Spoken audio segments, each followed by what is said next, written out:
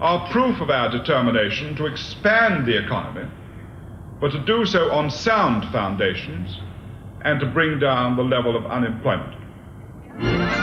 Heath now went to the other extreme. He poured money into the economy. He increased government spending and relaxed borrowing. It was called the dash for growth.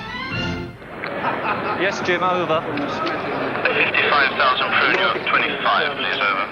I confirm you want to buy 55,000 crude. But much of the money went into creating a stock market bubble that did nothing to make industry more efficient.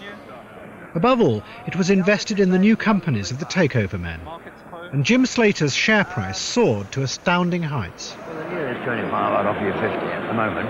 It was a pretty heady time, really. The stock market always went up. I know stories of people going into the old stock market where you walked onto the floor and they saw shares like Slater, Walker and so on there and bought for themselves, not for their clients, some shares, went to the loo and come back and they'd sort of made about 25% on their money. And so they sold them again and made profits. Well, the trouble is that's not reality. No company can move in value like that. So you're actually getting a bubble. Well, then if you bought the shares, they were bound to go up.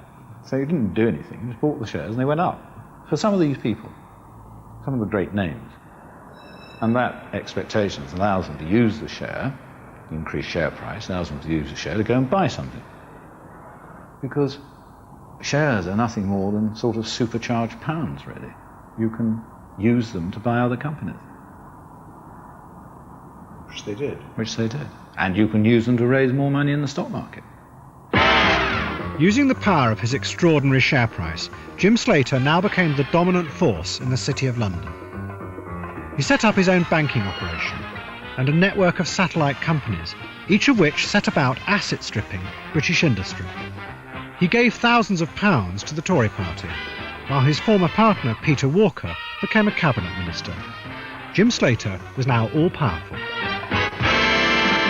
I did become a bit arrogant, I think, about what I was doing, the business side, I would say. Probably still am. What do you mean? Well, I think if you're reading in the press things like this, the master has just done this, and, you know, how wonderful it all is, and how clever it is, and all that. You keep reading it. In the end, you sort of start to believe it. You begin to feel you're walking on water a bit. It was thin ice, in fact. How dangerous was that for you? It's not desirable, is it? It's going to end up in some sort of problem. Jim Slater became a partner of the politicians. Ted Heath invited him to become an unofficial advisor to the government. And the whiz kids who ran his satellite companies portrayed themselves as new kinds of industrialists. They were working with government to reconstruct and modernise Britain. Well, I think we're very much the sort of company that has evolved as part of Ted Heath's government, which is pretty radical in its approach, is trying new methods, is trying new ways of doing things, and for the most part has been very successful. I think, in fact, this is actually the solution to the British problem, if you like. Throughout the UK, you could release half the assets, half the work staff of just about every company, and you would suddenly, of course, double your gross national product.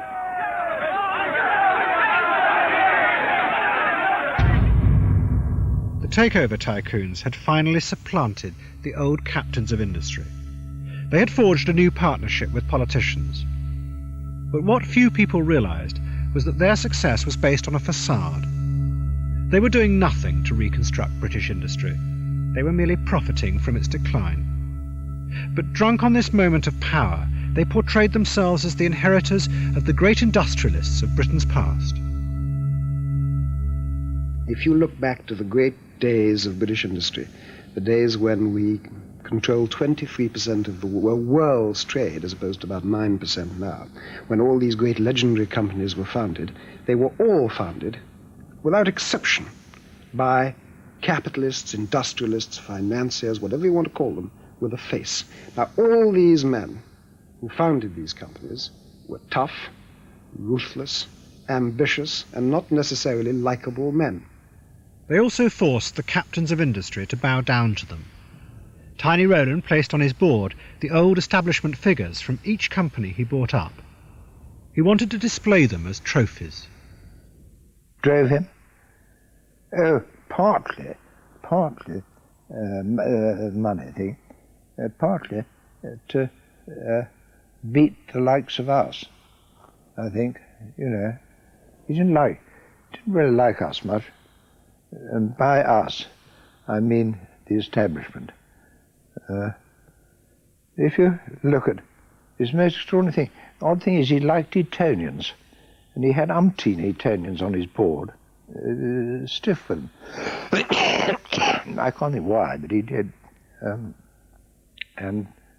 But he wanted to sort of, I don't know, beat us, I suppose. I mean, at our own game or somebody's game. Well, he was just buying them. He was just using them. And it's amazing how these people would react to a motor car or a trip abroad or a night out or a flat or something. I was amazed because I would have thought they'd be above that sort of thing. They were all sort of blue-blooded, top-notch people, and yet they would still want a free ride.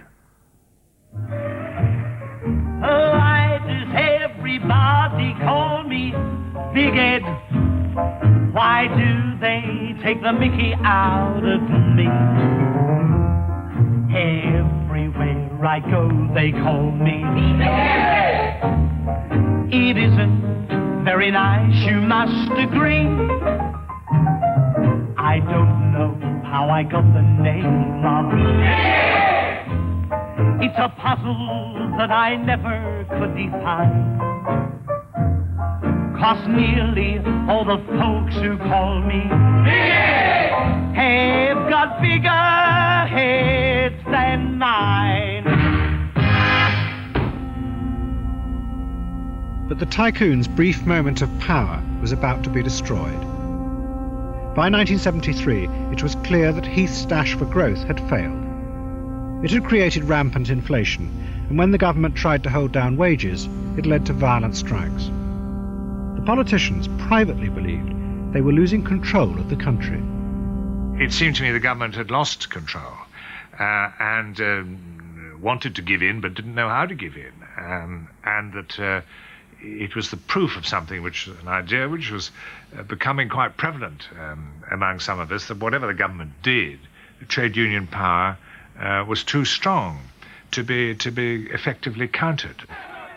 That sense of pell-mell of things crowding in, overpowering even a prime minister who was disciplined and determined to do his best, the crowd of events became too great. In one last attempt to control the economy, Heath decided to slam the brakes on. He announced an immediate freeze on wages, prices, and profits. The idea that profits would be restricted panicked the stock market, and the bubble finally burst. Share prices began to slide. This was a disaster for the tycoons, because their share price was their only source of power. Goldsmith immediately sold off practically all his companies, as did Jim Slater, but he found it more difficult. Unfortunately, we were in a lot of our liabilities, on property in particular, were difficult to get out of. So although I could see it coming, I was selling off companies left, right and centre. But in the end, I was stuck, for want of a better word. Tiny Rowland was also stuck. Try as he could, he found it impossible to siphon enough profit out of his African companies to support his share price. So he created fake profits. The profits of Lonhro were, of course, what Rowland did was, with all the companies, all these 300 companies, where they traded with each other, and a lot of them did a lot of intercompany trading, he just added all the sales figures together and consolidated them in one set of accounts, which were produced in London for the Stock Exchange, of course. Well, we've just had the quarterly figures of Lonhro, which is one of our mining companies, and the figures are entirely in line with our expectations. They have made no announcement about nothing at all.